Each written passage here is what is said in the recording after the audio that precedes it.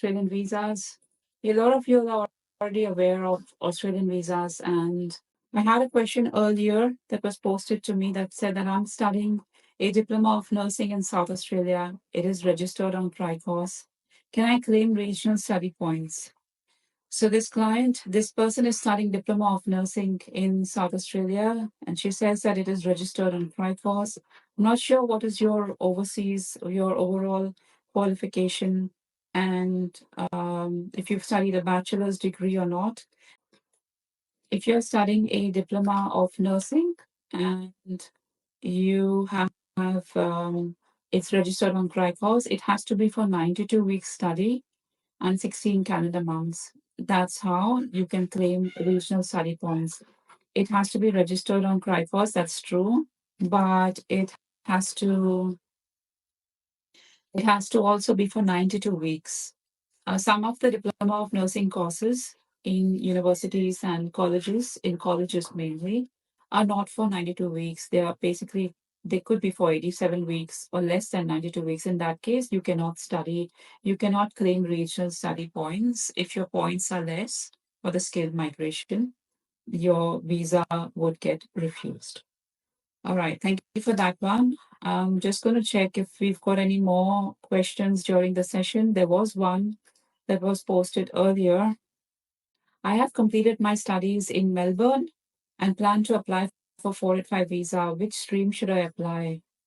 So my last live session was about subclass 485. And my last session was about subclass 485. And this question says that he's finished his studies in Melbourne. Subclass 485 has got two streams.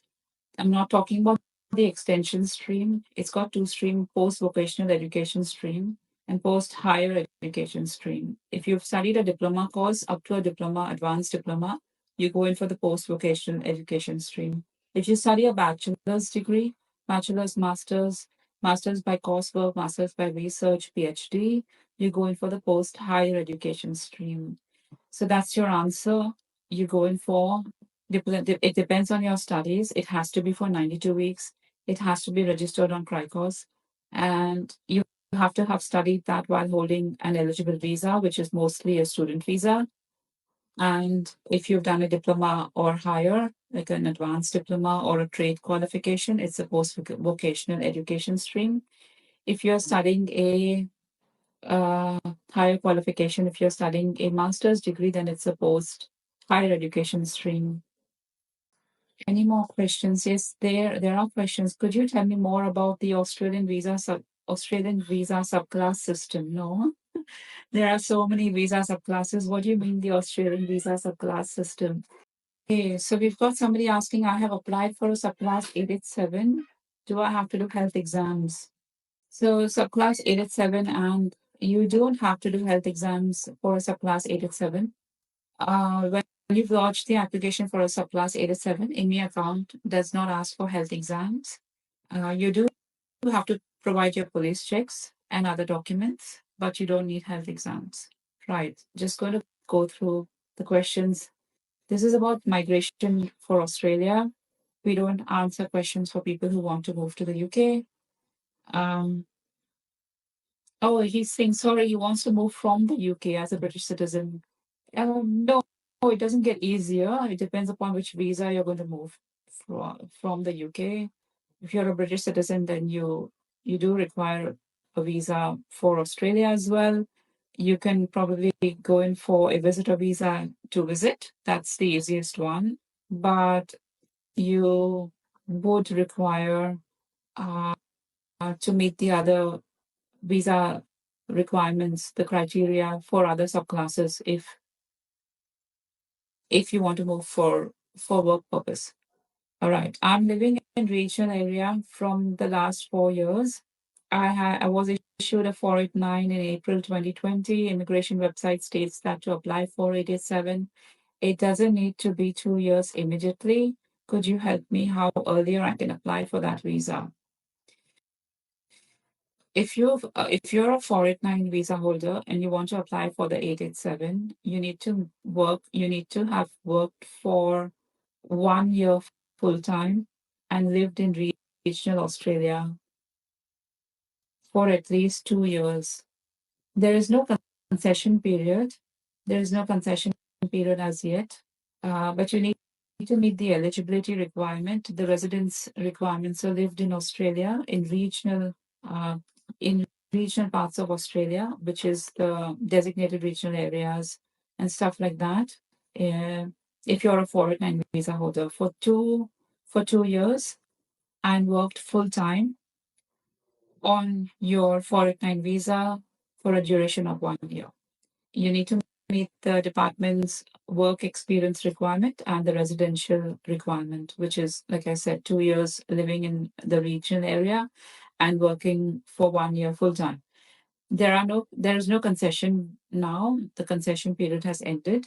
So you will need to meet the work experience and the residential requirements before you apply for the 489 visa. Okay, so we've got a question from Jules.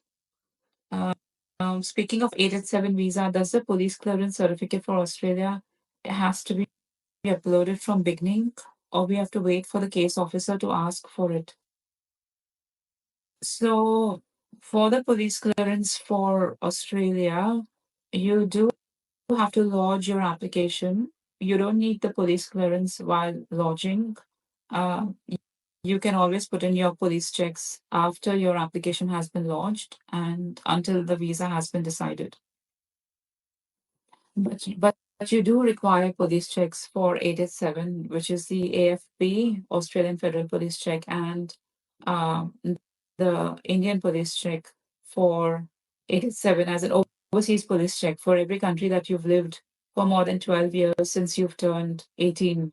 You do need to have these police checks with you. They can be lodged, they can be submitted at the time of application. They can also be submitted by the time your visa is being granted. The earlier, the better, because you would want to put in a decision ready application. So if you are submitting your police checks later on and waiting for the department to request for it, there would be a delay in your application process. Right. So it says that will I move to a bridging visa after applying for stage 2 partner visa, or will I remain on my subclass 820? What does that mean? Will I move to a bridging visa after applying for a stage 2 partner visa, or will I remain on my subclass 820 visa? So when you apply for the stage 2 partner visa, you don't get a bridging visa. We just lodge your stage 2 partner visa application after you've met the requirements of that application of the stage 2 partner visa, which would be subclass 100 or subclass 801. After you've done that, you don't get a bridging visa. You can continue to live in Australia indefinitely while that application is being processed. Processing times vary between applications and applicants as well.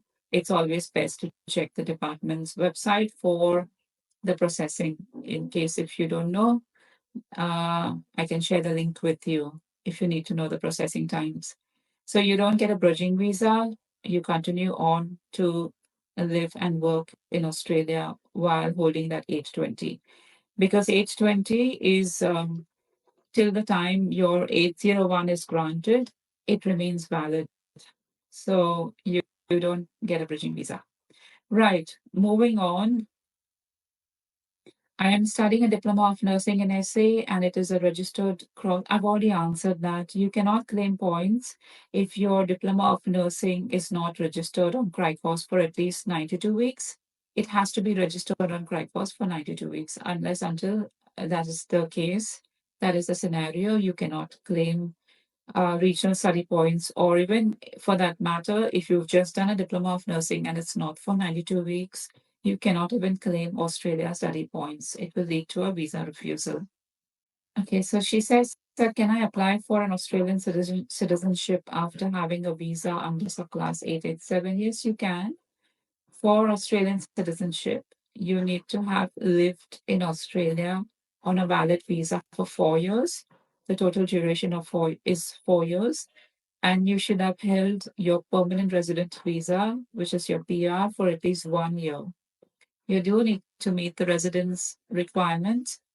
That means not, I think it's not being out of Australia for a duration of 90 days in the last, total 90 days in the last 1 year, immediately before you apply for citizenship.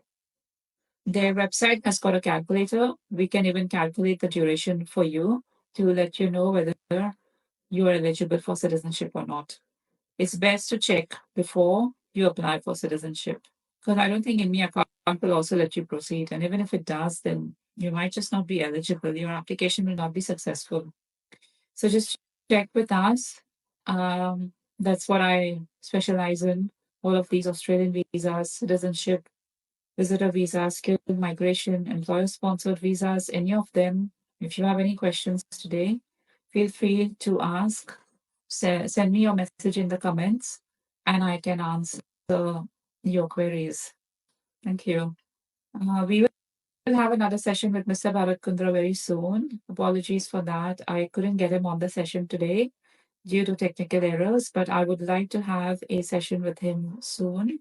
He's a mortgage broker and he's from Homebridge Finance. We couldn't get him on the call today. So, okay, I've got another question for Jules. I have traveled overseas for about 4 weeks in my annual leave. Will this be a problem? Will it be deducted from my 2 years regional stay requirement? I need to stay for 4 weeks more. My health examination I should only do after they ask me. Same with the police certificate. Is this true? So annual leaves generally are allowed. If you've traveled overseas and you've missed out, as in you've traveled overseas and you've gone for your annual leave,